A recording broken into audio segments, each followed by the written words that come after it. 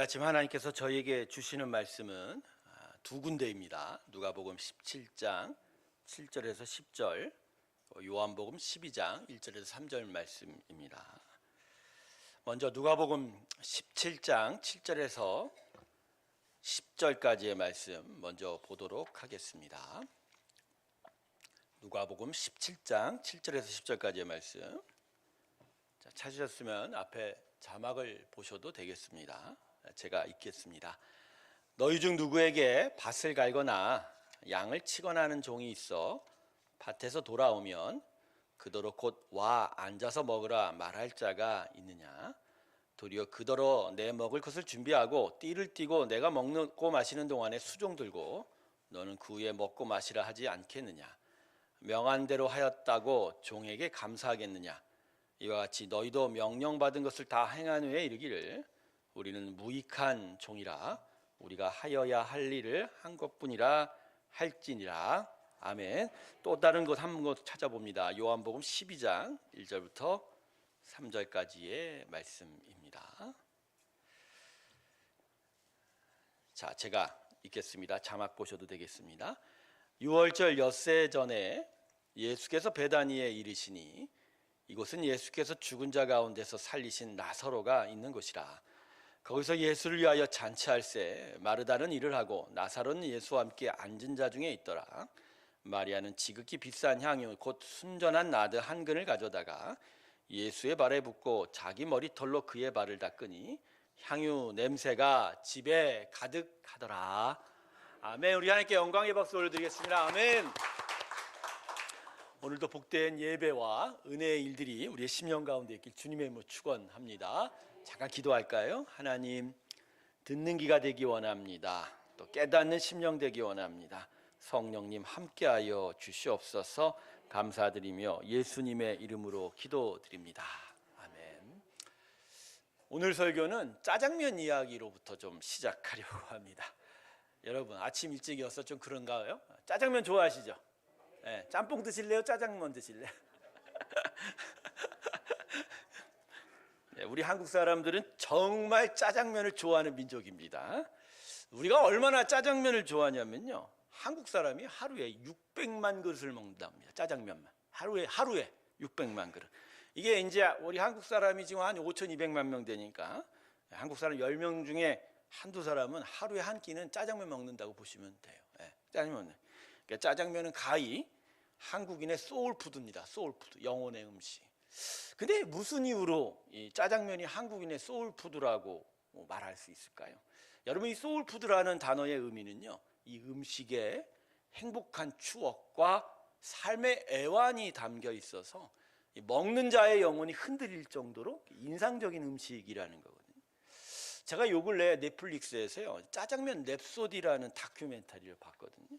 한국인에게 행복한 음식 1위가 짜장면이라고 말하면서 그 이유를 뭐라고 얘기했냐면, 한국인에게 있어서 짜장면은 행복하고 기분 좋은 사건들과 시간들과 관련이 있다는 거예요. 예. 요새 사람은 좀 그래도 우리 이전 사람 세대 분들, 짜장면 보통 생일날 먹습니다. 맞죠? 예. 그 다음에 가장 많이 먹는 데가 어디죠? 졸업식 때. 아, 기억나시죠? 졸업식만 되면 학교 뒷골목에 있는 짜장면집은 뭐 문전성시를 이룬다고 하죠. 예전 못 살 때 다들 신발이 막 뭐 별로 편찮을 때, 그죠? 그 짜장면집에 가서 밥 먹고 나오다가 신발 잃어버린 경우도 많다고 그러더라고요. 넷플릭스 보면 그때부터 분실한 신발은 책임지지 않습니다. 뭐 이런 얘기 했다는데. 그다음에 또 어떤 딸 짜장면 많이 먹습니까? 이삿날. 서울교 문 보셨어요? 이삿날 찬양 무조건 먹죠. 이사 간 날 짜장면 먹어야 그 냄새가, 그죠, 집안을 정화시킨다는 그런 속설까지도 있지 않습니까? 그리고 남자들에게는 또 행복한 시간이 또 하나 있어요. 여자들은 몰라요. 이게 뭔지 아시가? 당구장에서 먹는 짜장면. 아, 여러분 죄송합니다. 이 죽입니다. 이게 아주 죽입니다. 그러니까 한국 사람들이 짜장면을 잊지 못하고 계속 짜장면을 찾고 좋아하는 이유는 그 맛도 맛이지만 짜장면에 대한 좋은 기억, 좋은 추억을 가지고 있다는 거예요. 그래서 그 짜장면에 대한 좋은 기억들이 계속해서 짜장면을 찾게 만든다는 거죠. 오늘의 설교의 주제는 바로 여기 있습니다.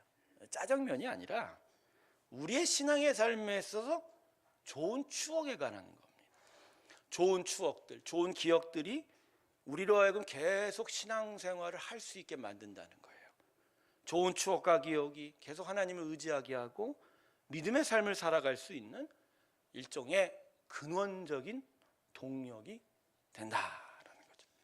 자, 그럼 성도 여러분, 우리들의 신앙의 삶에 있어서 좋은 추억과 기억들은 무엇일까요? 그건 바로 하나님과의 사랑입니다. 아멘. 하나님과의 사랑인 거예요. 하나님의 사랑을 받고 또 그 반대로 그 사랑에 대하여 사랑으로 응답하는 일 말입니다. 여러분, 신앙생활에 있어서 좋은 추억과 기억은 하나님과의 사랑으로부터 발생합니다. 그 이유는 우리 하나님은 살아계시기 때문입니다. 할렐루야. 여러분, 하나님께서 살아계신다는 게 어떤 의미죠? 이건 사람들이 만들어 놓은 우상과 다르다는 거예요. 진짜 존재하시는 하나님. 진짜 존재하시니까 지금도 우주 만물을 다스리고 역사하신다. 이게 살아계시다라는 본뜻이고요. 또 하나의 의미가 뭐냐면 당신의 자녀로 삼은 우리들과의 관계로 보면 살아계시니까 함께 하신다는 거예요. 함께 웃고 함께 울고 아프고 함께 고통당하고 또 함께 기뻐하시는, 그러니까 우리와 소통하고 계시고 마음을 나누고 계시고, 그래서 우리 안에 함께 하셔서 계속 사랑의 이야기들을, 사랑의 일들을, 그 기억들을 만들어 가시는 거예요. 그래서 여러분, 믿음의 삶은, 신앙의 삶은 이 살아계신 하나님과의 사랑 관계로 시작이 되고 진행이 되고 완결이 되는 거예요. 그리고 예수 하나님께서도 이걸 위해서 우리 안에 들어오시고 우리와 관계 맺으시고 우리에게 기꺼이 사랑을 나눠주고 계신다라는 거죠. 여러분, 아들 예수를 이 땅에 보내셨을 때 그분이 십자가에서 희생당하셨지만 그 예수님이 공생의 생활 동안 이스라엘 백성과 어떠한 삶을 사셨습니까? 그냥 마냥 산속에 계셔서 기도만 하셨나요? 그렇지 않죠.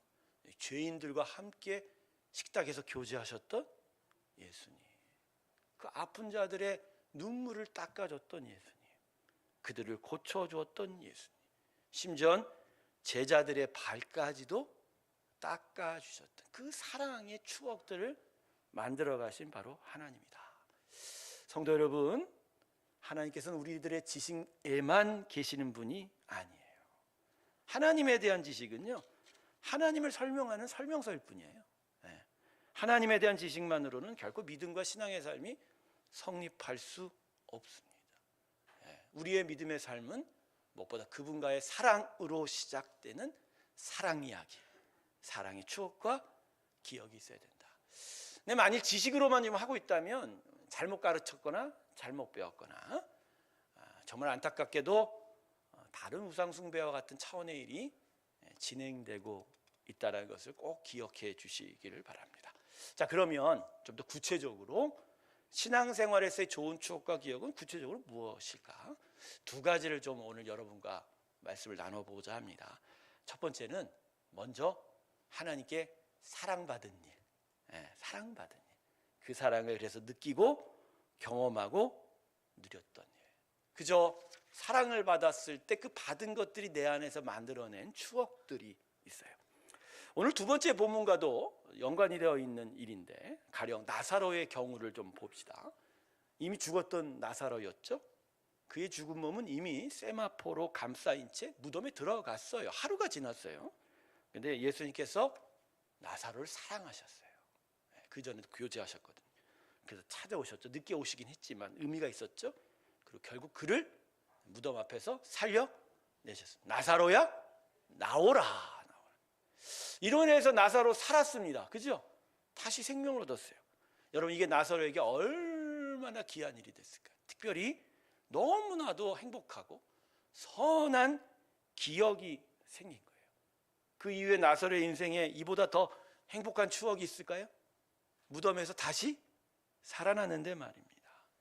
그러니까 이 이후로 나사로는 그 인생을 살아갈 동력을 얻은 거예요. 이 기억이 계속 그 안에 기억이 되고 또 그것을 계속 느끼며 그것들로 계속 은혜를 받고, 전승에 따르면 나사로는 프랑스 남부지방 가서 죽을 때까지 천국 복음 전하다 죽었다고 합니다. 끝까지 복음 선파를 했었던 그 이유, 그 근원적인 동력, 바로 나사로가 받았던 하나님의 사랑인 거죠. 여러분, 그렇습니다. 우리에게 신앙생활의 행복한 추억은 무엇보다도 하나님께 받은 사랑입니다. 하나님의 사랑의 기억이 우리 심령의 믿음의 근원이 되는 거죠. 그래서 제가 이번에 말씀드렸죠. 믿음은 뭐에 대한 믿음이라고요? 확신이라고요? 하나님의 사랑하심에 대한 확신이다. 그리고 그것들이 우리 안에 계속 이야기를 만들어내고 그 추억이 신앙의 삶을 계속 살아갈 힘을 공급하는 거예요. 근데 아직도 이 하나님의 사랑을 막연한 지식으로만 알고 있고 구체적인 사랑의 사건으로 경험하지 못하고 있다면 이거 참 안타깝지요.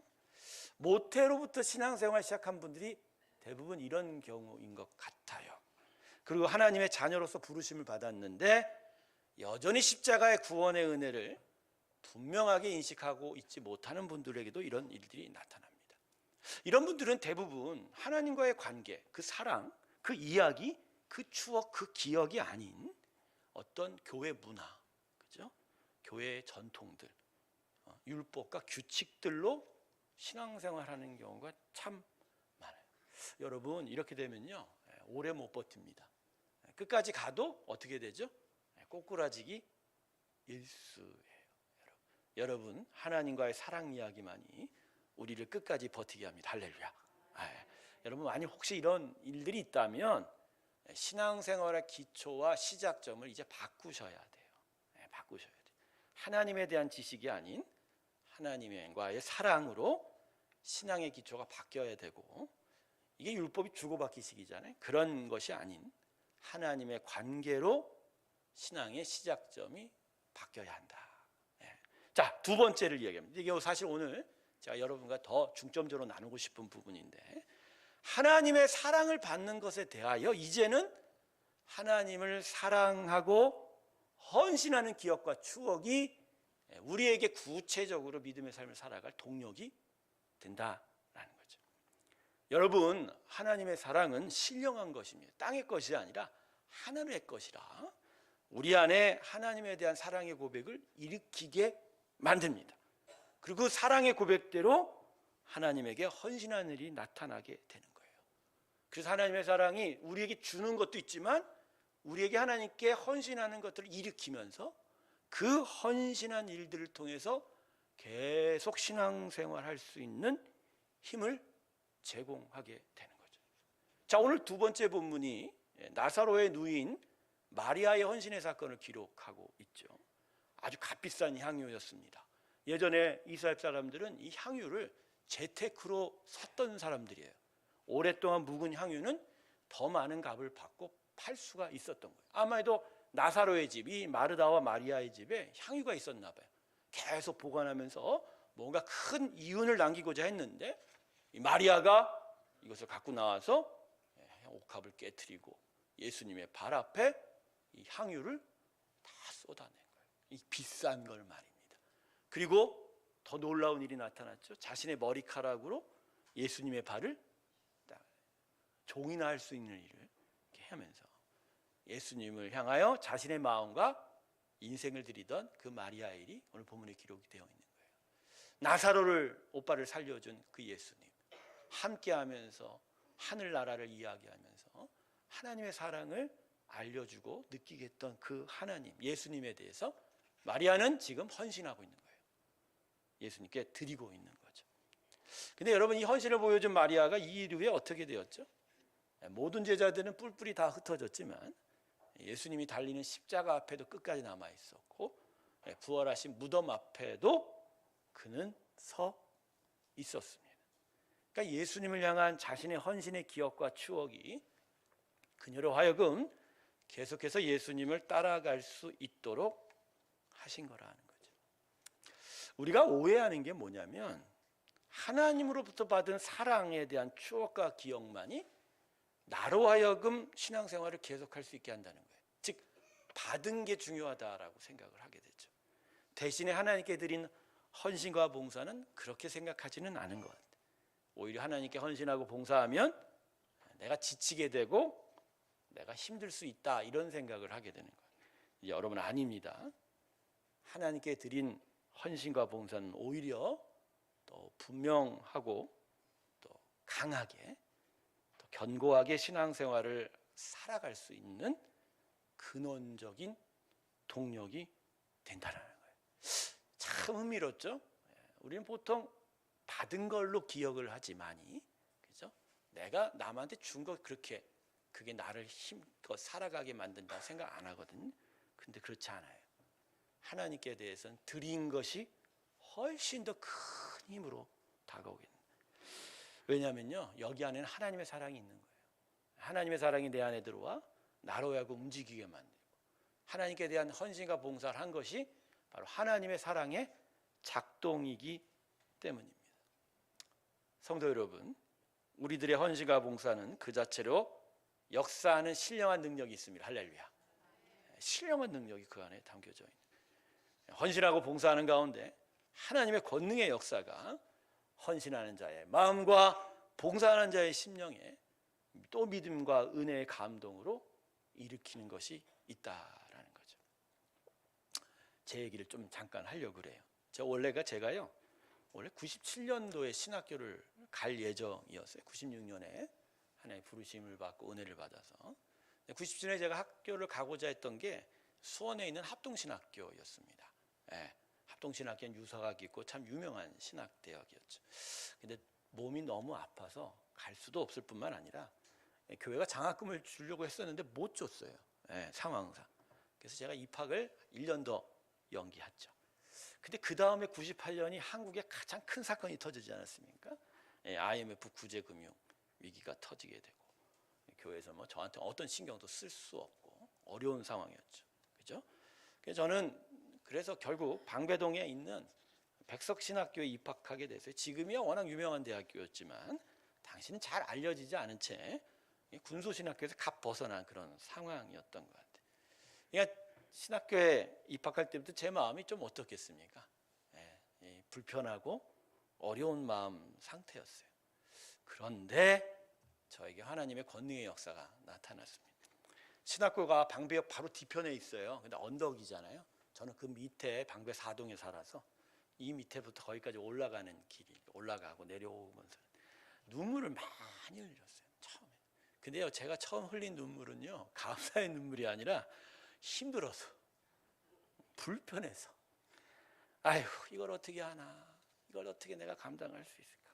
몸도 힘들고 여러 가지 상황도 마음도 불편하고 교회에 대한 아쉬움도 있고 말이에요. 근데 어느 날인가 걸어가면서 울면서 힘들다 그러는데 하나님께서 제 안의 고백을 이 심령에서 다른 고백으로 바꾸어 놓는 거예요. 힘들다 하지 마라. 네 인생은 내 거다. 내가 너를 고치지 않았느냐.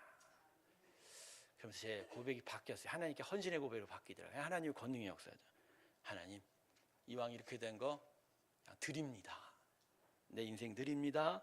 제 삶 드립니다. 이 학교길이 하나님에게는 기쁨이 되게 하여 주시옵소서. 그러면서 그 아프면서 힘들어서 흘린 눈물이 그때부터 헌신의 눈물로 바뀌기 시작했다. 그러니까 오고 가면서 아무리 흔들어도 이게 너무나 기뻐하기 시작했고 감사하기 시작했대요. 저는 그때 제가 드린 헌신의 고백을 결코 잊지 못합니다. 전 지금도 제 마음 안에 생생하게 기억이 되는 고백이에요. 그것이 가슴에 똑똑히 기억이 돼서 지금 이 제 사명 감당에 가장 큰 힘이 되고 있는 추억은 제가 그 방배동 언덕을 오고 내리던 울었던 헌신의 기억이에요.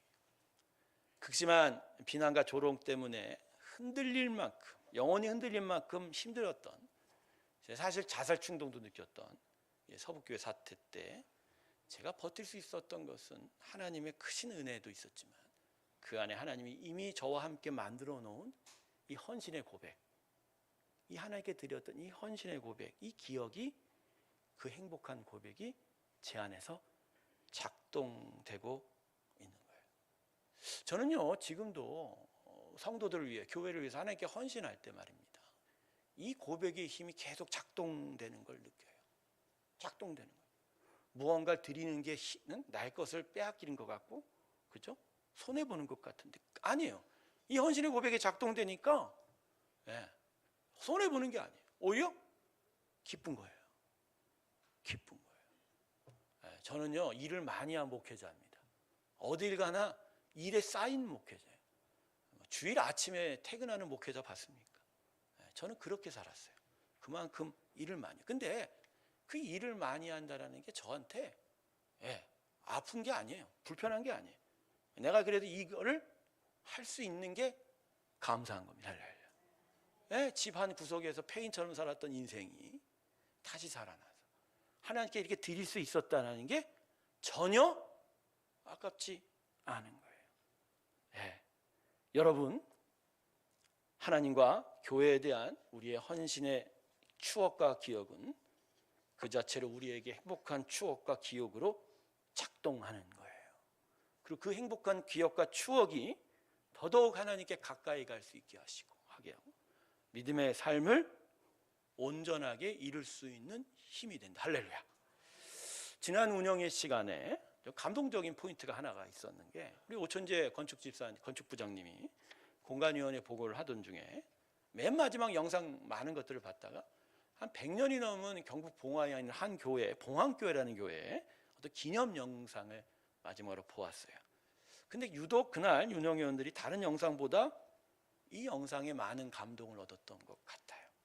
근데 왜 그럴까 했더니요, 그 오래된 그 교회의 역사 속에서 지나간 시절에 봉사하고 헌신했던 그 빛바랜 한복을 입고 그저 촌스러워 보이는 그런 옛날 사진과 영상을 보면서 운영위원들이 감정이입이 된 거예요. 자신들이 신앙생활하며 또 교회를 섬겼던 그 시간 속에 드렸던 헌신과 봉사들을 생각한 거예요. 그러면서 그것들이 그 심령에서 그 가치가 살아나는 거예요. 행복한 기억인 거죠. 행복한 기억. 여러분, 그 행복한 추억이 우리 운영인들에게 선한 자극과 힘이 되었는 줄로 믿습니다. 여러분, 하나님의 사랑에 응답하여 헌신해 보십시오. 그 헌신과 봉사는 우리로 하여금 더 힘차게 신앙생활 할 수 있게 되는 겁니다. 아까워지는 게 아니라 더 기쁘게 될 것이고 감사에 감사가 나타나게 될 것이다. 성도 여러분, 헌신과 봉사는 그 자체로 하늘의 문이 내게 열리는 하나님의 권능과 능력을 품고 있습니다. 더 기뻐하고 더 강한 활력과 어려운 상황을 이겨낼 수 있는 성령의 권능이 우리 헌신과 봉사 가운데 하나님의 권능으로 나타나게 될 줄로 믿습니다. 아멘. 그런데 우리들의 헌신과 봉사가 전부 다 행복한 기억으로 연결되는 것 같지는 않은 것 같아요. 종종 하늘의 문이 열리는 것보다 다른 부작용을 일으킬 때가 참 많죠. 헌신과 봉사 끝에 있던 자리에서 이탈하고 자신을 부르신 하나님의 사명을 포기할 때도 참 많은 것 같아요. 왜 그럴까요, 여러분? 육체적으로 피곤하고 지칠 때가 분명히 있습니다. 그럴 땐 쉬어야 하겠지요. 또는 과도한 수고가 우리를 잠시 쉬게 만드는 때도 있어요. 하지만 이러한 이유들은 우리로 하여금 하나님부터 멀어지게는 하지 않아요. 잠깐 멈추어 쉬면 되는 거예요. 그 자리에서 하나님을 볼 수 있으면 되는 거예요. 믿음의 자리에서 벗어나고 뒤로 물러서지는 않아요. 근데 왜 우리는 헌신과 봉사 안에서 자꾸만 하나님부터 멀어지고 그 자리에서 이탈할까? 그 이유가 오늘 첫 번째 본문 말씀에 있어요. 즉 우리들의 헌신과 봉사가 하나님의 사랑에 대한 응답이 아니라 보상과 대가에 대한 것으로 어느새 변질되고 있기 때문인 거죠. 오늘 본문 말 9절은 이렇게 말씀하죠.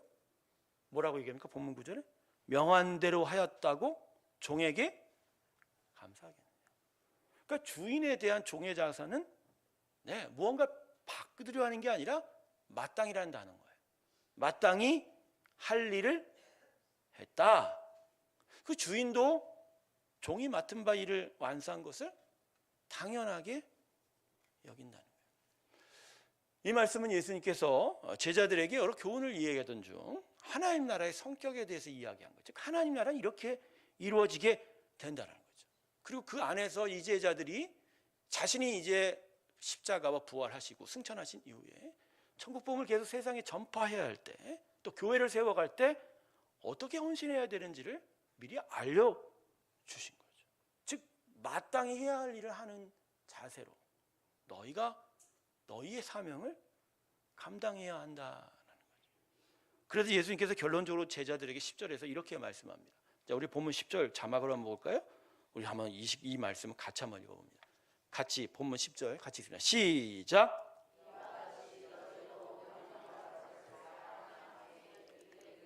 우리는 무익한 종이라 우리가 하여야 할 일을 한 것뿐이라.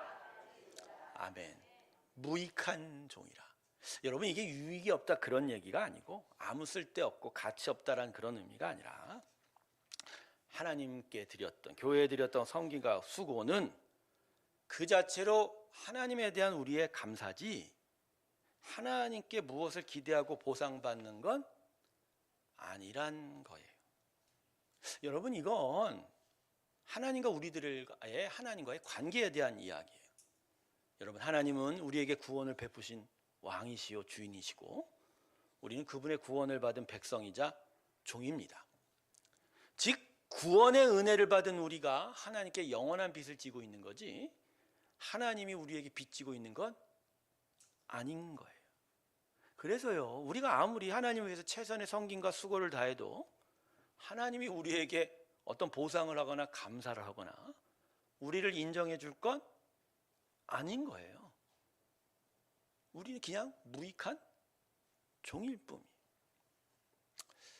우리 시대는 이 말씀을 잘 이해할 수가 없어요. 왜냐하면 시대의 풍조가 극도로 자기 이익과 자기 중심으로 흘러가기 때문입니다. 어떤 시대보다도 일한 만큼의 대가와 보상이 있기를 기대한다.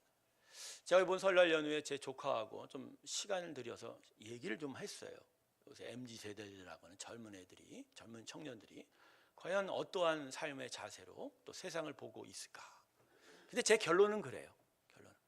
정말로 대가를 잘 받고 싶고 보상을 잘 얻고 싶고 또 그런 것들이 잘 이루어지지 않는 것 때문에 세상에 대한 또 이전 세대에 대한 불평과 불만이 참 많다는 것. 또 이 세대를 둘러싼 환경이 이렇게 녹록하지 않다는 것도 좀 이해할 수 있게 됩니다. 하나님의 공의와 또 노동의 대가에 대한 하나님의 섭리 차원에서 보면 우리가 일한 만큼 또 먹거리를 얻어야 되니까 제대로 일하고 제대로 보상받는 것은 너무 중요합니다. 저는 20대 중반부터 노동조합 관련된 일을 했어요. 그래서 근로자들이 대가를 받는 것이 얼마나 소중한지에 대한 가치도 많이 깨닫게 됩니다. 여러분, 이런 가치를 위해서 믿음의 백성들이 사회에서 제대로 살아야 합니다. 제대로 노동하기도 하지만 본인이 많은 사람들을 다스리고 또 섬길 때 제대로 대우해 주는 일도 필요한 거예요. 하나님의 가치와 공의를 자신의 사업장과 일터에서 이루어가는 일이 참 중요하단 말입니다. 하지만 하나님과 교회를 섬김에 있어서 이 가치들을 그대로 적용하는 것은 아닙니다. 왜냐하면 하나님을 섬기는 건 나의 가치가 먼저가 아니라 하나님이 먼저인 거예요. 우리는 때로는 하나님을 나에게 빚진 자로 생각할 때가 참 많아요. 내가 행한 섬김과 수고와 믿음에 대해서 하나님이 정당한 대가를 해 주셔야 된다라고 이야기해요. 가끔 그러죠. 하나님, 왜 나한테 왜 이걸 안 해주세요? 나 열심히 교회에서 헌신하고 수고했잖아요. 근데 여러분, 그 얘기를 들을 때 우리는 혹해요. 그래, 참 믿음으로 살고 많은 헌신을 보였는데 하나님 해주셔야 하지 않나? 여러분, 이게 성경적이 아니라 인간적인 생각이라는 거예요. 성경은 분명히 뭐라고 얘기하셨죠? 무익한, 그리고 이미 목자 되셨기에 그 인생을 관통하면서 지금 보듬어 안고 책임지고 계신 하나님인 거예요. 근데 내가 원하고 내가 바라는 것들을 왜 안 해주시냐고 한 건 결국 하나님이 나에게 빚진 자 되는 거죠. 여러분, 하나님이 나에게 빚진 겁니까? 아니면 내가 하나님께 빚진 겁니까? 여러분, 구원의 이 영원한 생명을 얻은 거 우리가 어떤 방식으로 갚을 수 있을까요? 여러분, 우리가 참된 영생을 얻은 게 갚을 수 있는 일입니까? 진정한 그리스도인이라면 감사하는 삶을 겸손하게 살아야 합니다. 어떤 수고와 헌신을 하였다고 해도 하나님을 빚진 자로 만드는 것이 아니라 오히려 나를 위해 고통을 당하신 예수님의 십자가의 사랑에 감사하며 더더욱 하나님을 신뢰하며 살아가는 온전한 믿음의 삶이 우리 가운데 있어야 될 것입니다. 어떤 기대와 보상을 바라지 않고 하나님께 헌신하는 건 참 힘든 일일 거예요. 참 힘든 일이에요. 하지만 그리고 그것이 우리 삶에 정말 하나님의 영광이 된다는 것, 참된 기쁨이 된다는 것을 이해하게 되는데도 참 많은 시간이 필요할지도 모릅니다. 하지만 그럼에도 우리의 최종 온전한 신앙의 목적지는 어떤 대가와 보상과 가치를 인정받는 것이 아니라 하나님의 영광을 위해서 내가 받은 구원의 은혜에 답하며 그 사랑의 헌신으로 나아가는 것, 그게 바로 우리가 최종적으로 걸어가야 할 길이라는 것을 우리가 기억한다면 우리는 끝내 그것을 이루어내게 될 줄로 믿습니다. 말씀을 맺겠습니다. 일반적으로 우리들의 사람의 사고의 중심에는 자기라는 목표가 확실해요. 그래서 하나님을 믿고 섬기고 은혜를 받아도 자기 이익, 자기 사랑이라는 목표가 쉽게 지어지지 않죠. 하지만 진정한 하나님에 대한 믿음과 섬김은 내가 아니라 하나님이 중심이 되어야 된다. 그것이 진정한 의미에서의 하나님 섬김이고 헌신이고 봉사라는 것. 여러분, 이런 점에서 보면 우리들의 신앙생활과 헌신과 봉사가 여전히 자기 이익 중심이라면 하나님을 믿고 섬긴다라는 거, 그거 실상 가짜일 수도 있다라는 것을 오늘 마음에 깊이 기억하시기를 바랍니다. 하나님은 결코 우리에게 빚진 자가 아닙니다. 결코 우리에게 빚질 수 없는 우리의 영원한 창조자시요 주인이며 왕이시자 하늘 아버지입니다. 오히려 빚진 자가 있다면 바로 저와 여러분, 우리들입니다.